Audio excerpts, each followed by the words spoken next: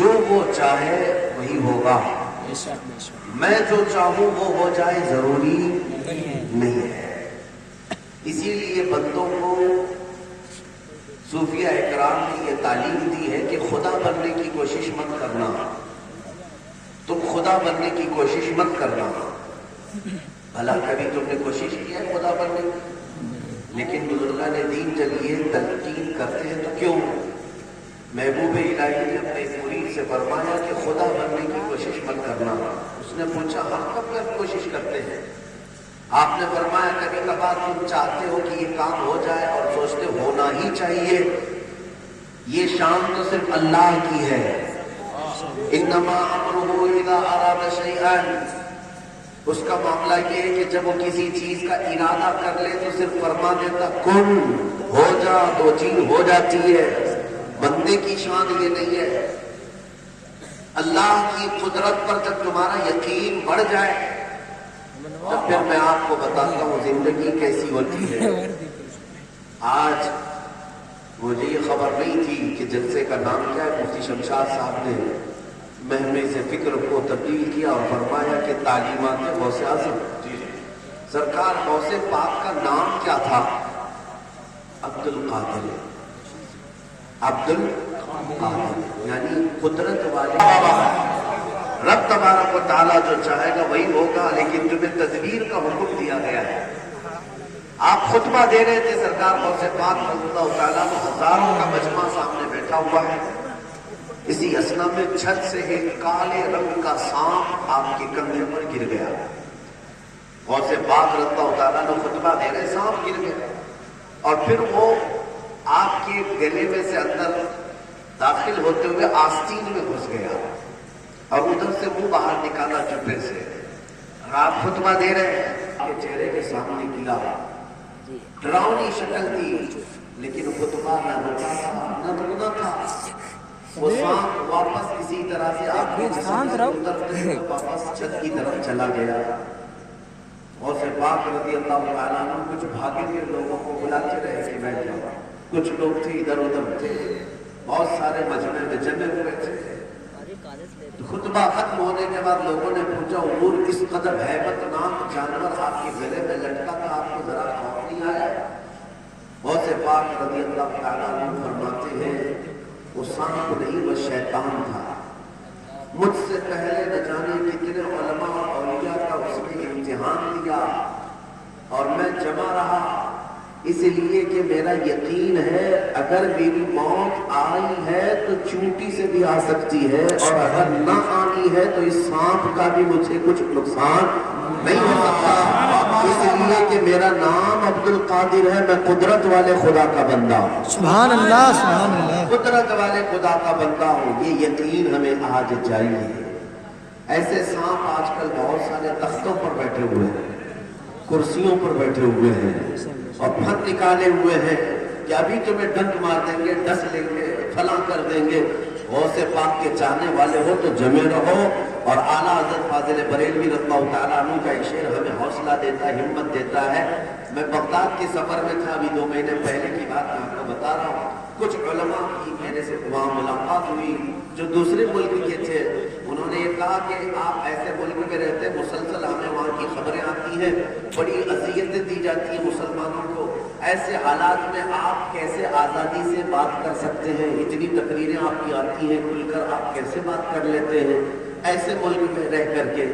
ہم نے کہا نہ ہمیں ہماری طاقت پر یقین ہے، نہ ہمیں آس پاس کی سیاست کا، نہ کسی حکومت کا، نہ کسی اقتدار کا سپورٹ ہے، بلکہ ہمارا ایمان تو صرف اتنا کہتا ہے جو بریلی کے امام نے کہا، کیا دبے جس پہ حمایت کا ہو بندہ۔ سبحان اللہ، سبحان اللہ، کیا دبے، بلکہ ہم یوں کہتے ہیں کیوں دبے، کیوں دبے جس پہ حمایت کا ہو پنجہ تیرا، شیر کو خطرے میں لاتا نہیں کتا تیرا۔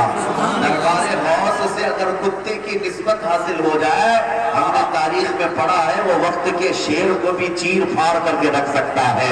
اسی لیے اعلیٰ حضرت نے اپنی نسبت کا ذکر کیا غوث پاک کے دربار میں، اے سرکار بغداد تجھ سے در، در سے سگ اور سگ سے ہے مجھ کو نسبت، میری گردن میں بھی ہے دور کا ڈورا تیرا، اس نشانی کے جو سگ ہیں نہیں مارے جاتے. آپ کو پتا ہے آوارہ مت رہنا, آوارہ مت رہنا. آوارہ کتوں کو میونسپلٹی والے پکڑ لے جاتے ہیں یا انجیکشن مار دیتے ہیں. آوارہ کتے. اور جس کتے کے گلے میں پٹا ہوتا ہے وہ نشانی ہے کہ اس کا کوئی مالک ہے. جس کتے کے گلے میں پٹا ہوتا ہے اسے نہیں پکڑا جاتا. وہ نشانی ہے کہ یہ پالا ہوا ہے, پالتو نہیں ہے. پالا ہوا ہے کسی کا, اس کو نہ میونسپلٹی اٹھا کر لے جائے گی نہ کوئی دوسرا پکڑے گا. کیوں؟ پٹا ڈالے گھوم رہا ہے, پٹا ڈالے گھوم رہا ہے. اسی لیے اعلیٰ حضرت فرماتے اس نشانی کے جو سگ ہیں نہیں مارے جاتے. یعنی جو ایک پٹا والے جو کتے ہیں وہ مارے نہیں جاتے. اور اعلیٰ حضرت فرماتے ہیں حشر تک میرے گلے میں رہے پٹا تیرا. سبحان اللہ. الحمدللہ آج ہمارے گلے میں قادری پٹا پڑا ہوا ہے. اس لیے ظالم دور سے دیکھتے ہیں اور یہ کہہ کر چھوڑ دیتے ہیں یہ بغداد کا کتا. سبحان اللہ سبحان اللہ. غوث پاک سے اس کا کچھ نہ کچھ رشتہ ہے. اسی لیے اعلیٰ حضرت نے بریلی میں بیٹھ کر فخر کے ساتھ یہ کہا تھا میری قسمت کی قسم کھائیں سگانے بغداد. بغداد کے جو کتے ہیں اعلیٰ حضرت فرماتے ہیں وہ میری قسمت کی قسم کھائیں گے بغداد میں رہ کر کے. کیوں؟ اعلیٰ حضرت فرماتے ہیں ہند میں رہ کے بھی دیتا رہوں پہرا تیرا. ہند میں رہ کر کے بھی دیتا رہوں پہرا تیرا. اسی لیے اے نوجوانوں یقین پیدا کرو.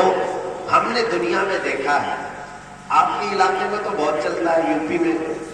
ابھی ہم بھدوئی سے, بھدوئی کا کون سا ہے, مادھو سنگھ, ہاں پروگرام کر کے نکلے. ہماری کار والے ٹول سے نکال رہے تھے. اکثر جگہ تو یہ حال ہے ٹول والوں کی کسی نہ کسی سے سورس لگے ہوئے ہیں. ٹول والے سے کہہ دیا فلاں صاحب کی گاڑی ہے, گیٹ ہٹاؤ, ہم ٹول نہیں دیتے.